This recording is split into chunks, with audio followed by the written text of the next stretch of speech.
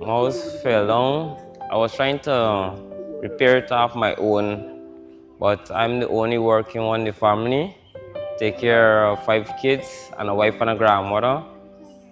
And as much I couldn't have done, so I did some security work. So I was working at night, so I came home and sleep in the day. And while sketching my rest, I go to work the night.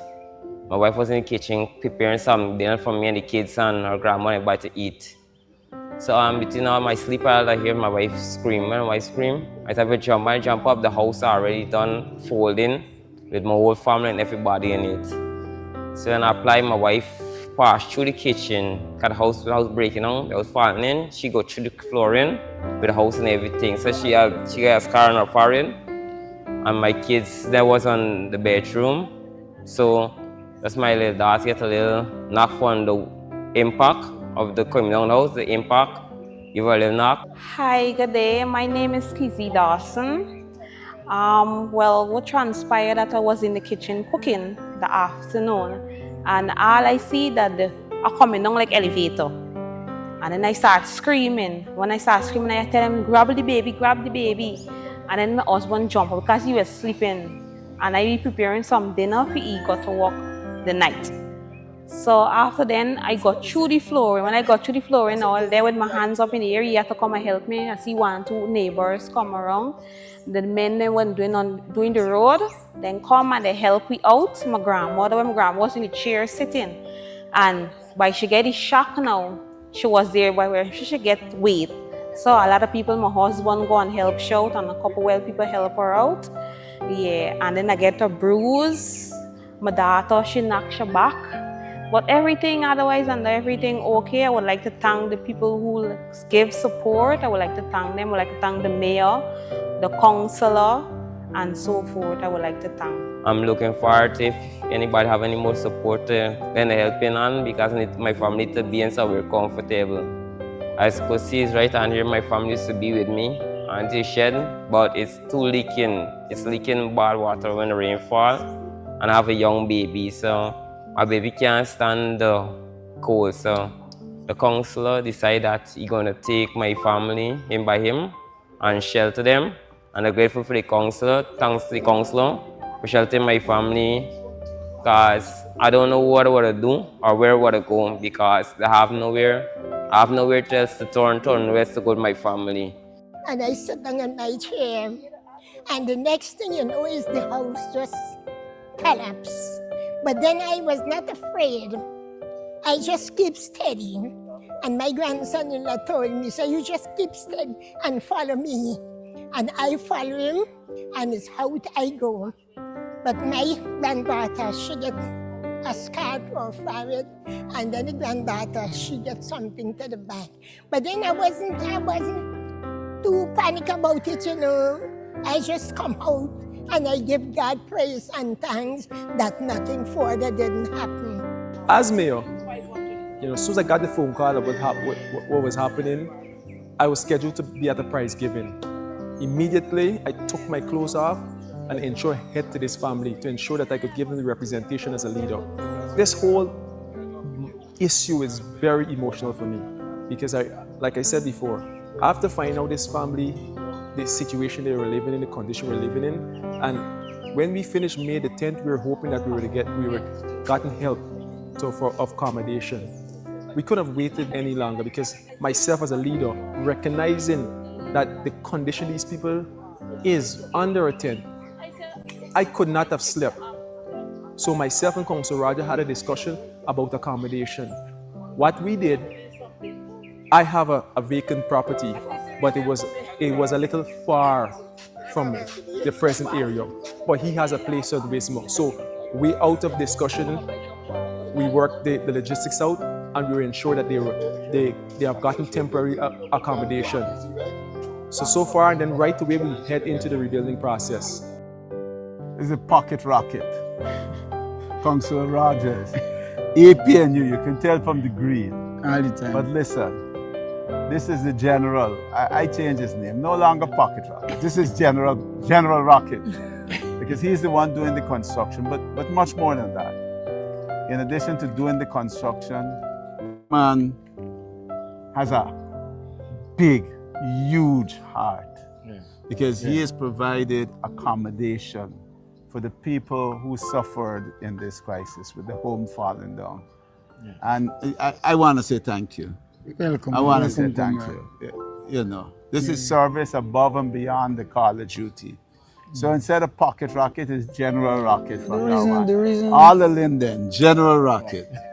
the reason why you see I chip in, when I got here the afternoon, we decided to set up this tarpaulin. The tarpaulin, I had it since 2020, so I know it's not 100.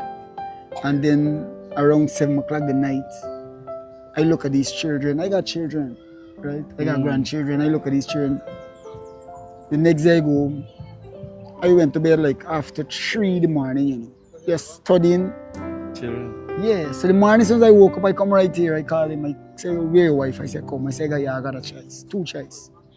You can either go with my relative, where the place is not 100%, or you could come with me. I have a room with a queen size bed. He said, okay, you take the challenge. I said, okay, pack up the thing and let's go. The things that they need to use right now, let's go. This has a lot of meaning. You It says understand? APNU. Yeah, APNU all the way. APNU be ready, and he was More than ready. ready. Yes. He was ready. And this is what we be talking about when we said putting people first. We got some folks with a big heart in the APNU, and General Rocket stands tall above us. Don't bother the height. With what he has done here, both with the construction and helping the family, he stands way above us. Thank you. Yeah, man. Yeah, You're blessings. welcome. You're welcome. Blessings. Yeah. Blessings. Yeah. All right. Hi, this is a most important initiative that the Mayor of Linden, Dominic Blair, and councillors have taken on, and I'm very encouraged of the plea that was made to ensure that all of Linden and all those who are willing to help come on board.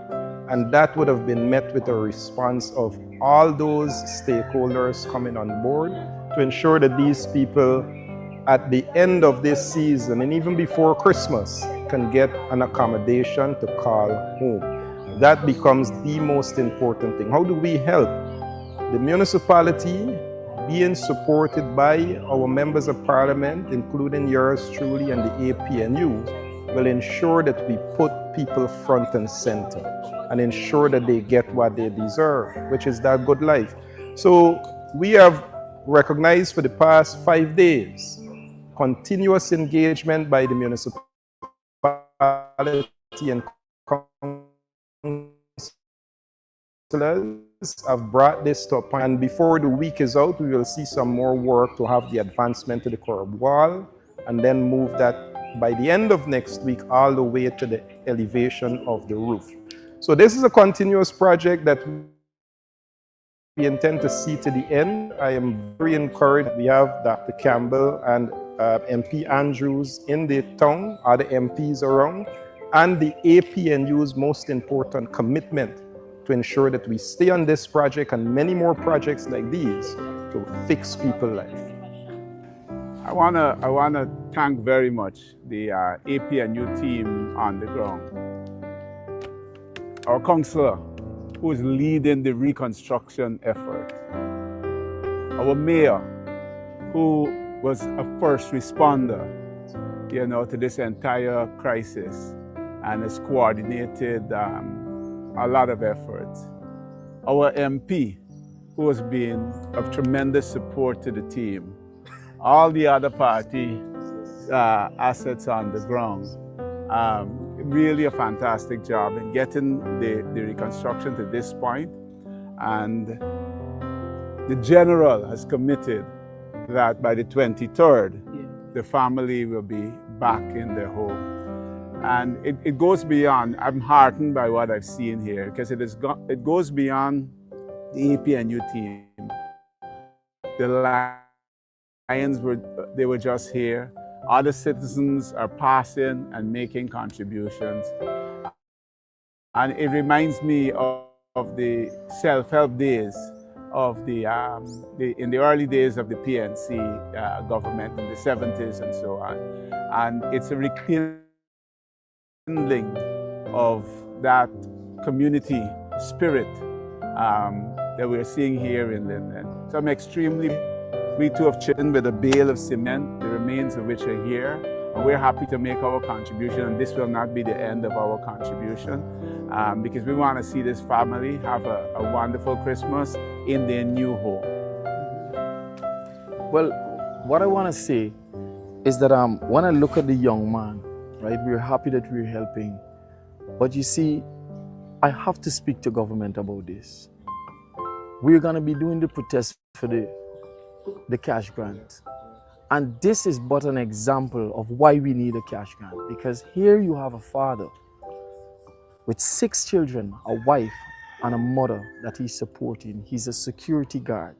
So there's no way that his revenue, and it makes no economical sense for his wife to even put their kids in daycare and go get a job, because that money would not even suffice to take care of the daycare. So she has to take the decision to keep the kids at home. So you have one breadwinner in the family, which is the husband.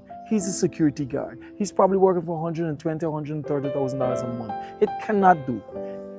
It cannot do. And so there are people in our country that needs some relief, some form of relief, and to give them $150,000 before Christmas, which was promised to them by the president during the election cycle, is the least you can do.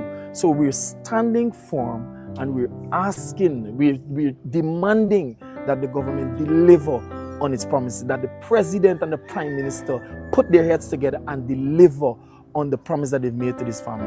And again, I really, just like Dr. Campbell, I want to really extend, thanks to you and MP Charmer Solomon for your support. People always talk about, that there's not unity and we're fragmented, but this is a testament to our commitment to unity and our commitment to putting people first. Thank you very much. Last week we were clearing up at Broad and Lombard Street. And I spoke on several occasions for us to address the need for social infrastructure in this country. Infrastructure to take care of the homeless, infrastructure to take care of the mentally ill, infrastructure to take care of the poor, and infrastructure to take care of the little children, daycare, free first-class daycare throughout the country. And here again, the need for daycare facilities, first-class daycare facilities that will help with the education of our children. So mother and father, if they want to go out to a job, they don't have to worry. They know the children are well taken care of. Not only the physical care, but their academic development. And again, it comes up. And so I'm challenging the government, to deliver for the social infrastructure needs of the people of this country, the citizens of this country.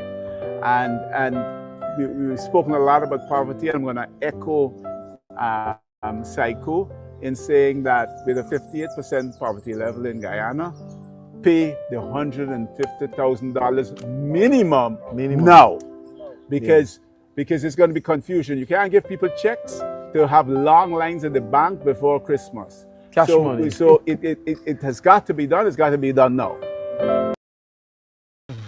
5,000 Prosville. 5,000 a tank of water. Some persons 2 tanks per week. Some once a week in dry season. If there's no rainwater, then the expense just keeps piling up. So the main is over. That was done, but there's no distribution to the houses, which puts these people at a grave disadvantage.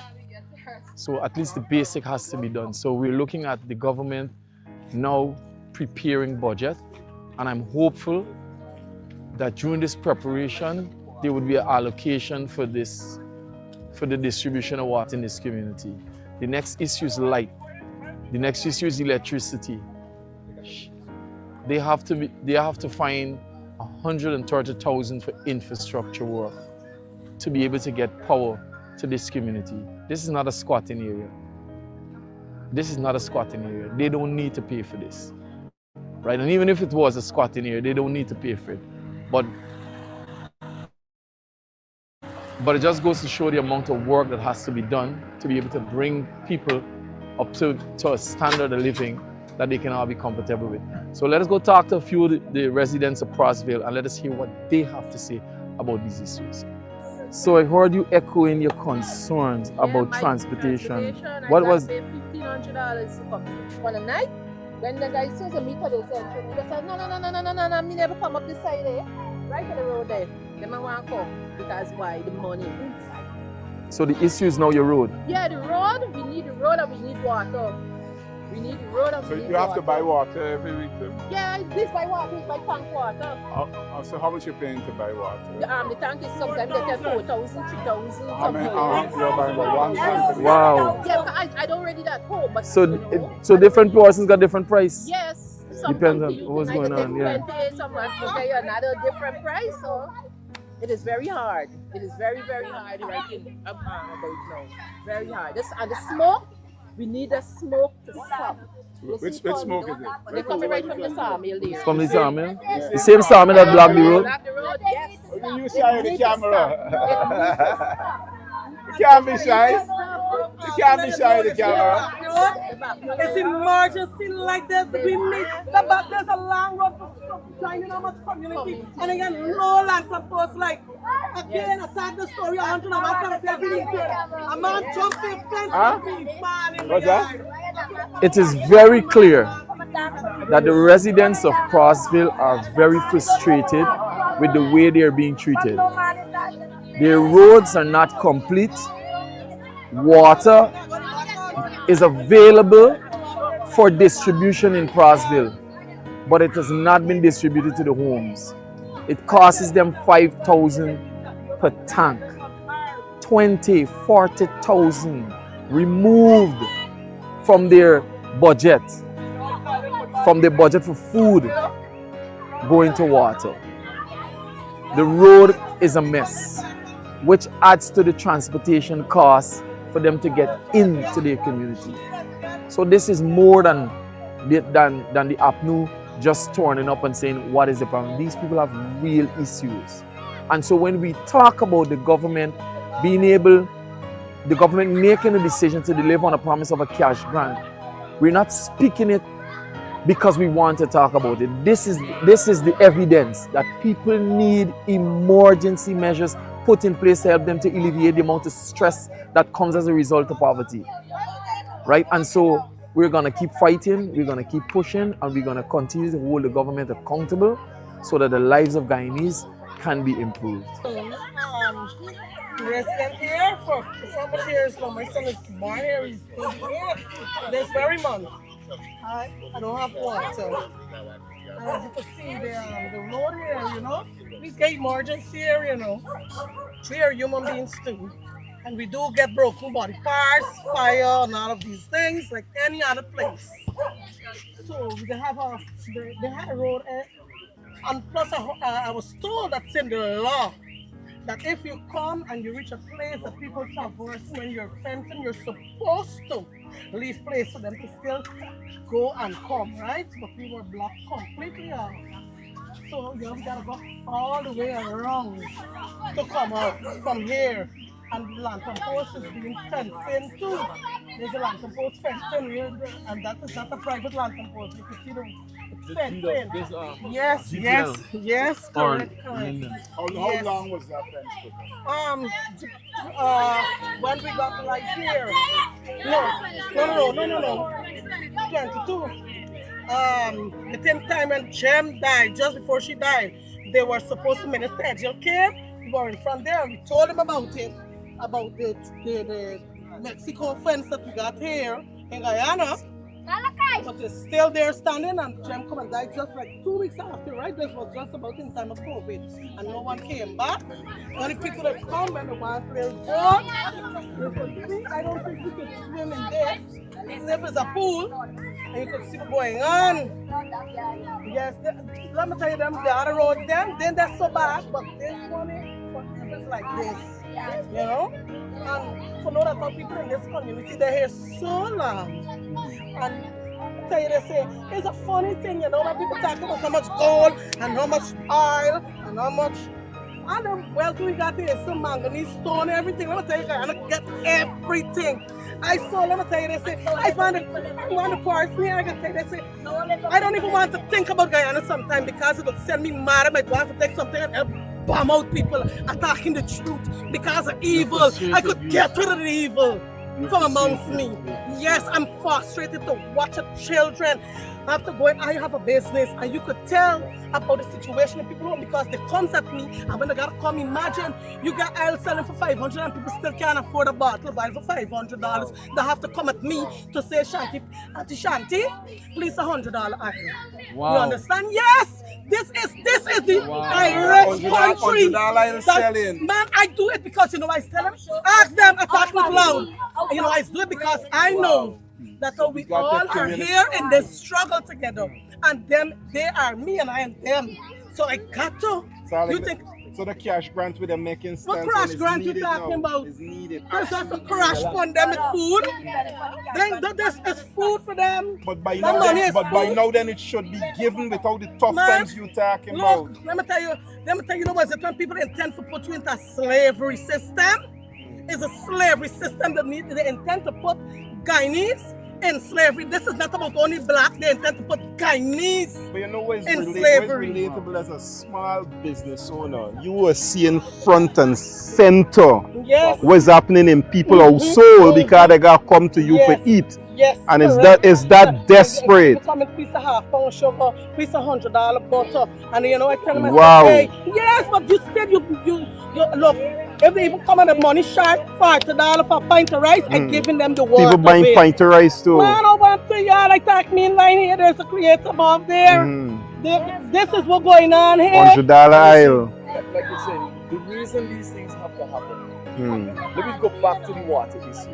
If a family got to spend $5,000 per week, you're right. $20,000 a month. Yes, you're right. $5,000 for tank. Good. So rather than put that money towards the food, you gotta put it toward water. But it goes like I said, in many of these communities, even a cash grant doesn't start you at a point of stimulation because you're really starting at a point of retrogression.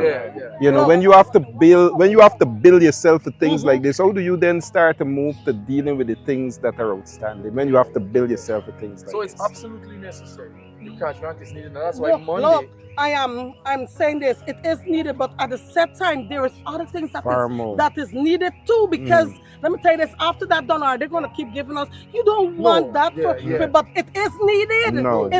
It's an emergency. It's an emergency. So you want to see more support over yes, they need. Let me tell you this: people need to stop being biased. The people that handling the money need to stop being biased about how they're treating the people that have to come and work with them. They treat them like if they're dogs, less than dogs. So the whole system is so bad. Because you tell yourself you're a boss and you got the money. I supposed to like yeah, boss man. No, boss man. One slap for boss man.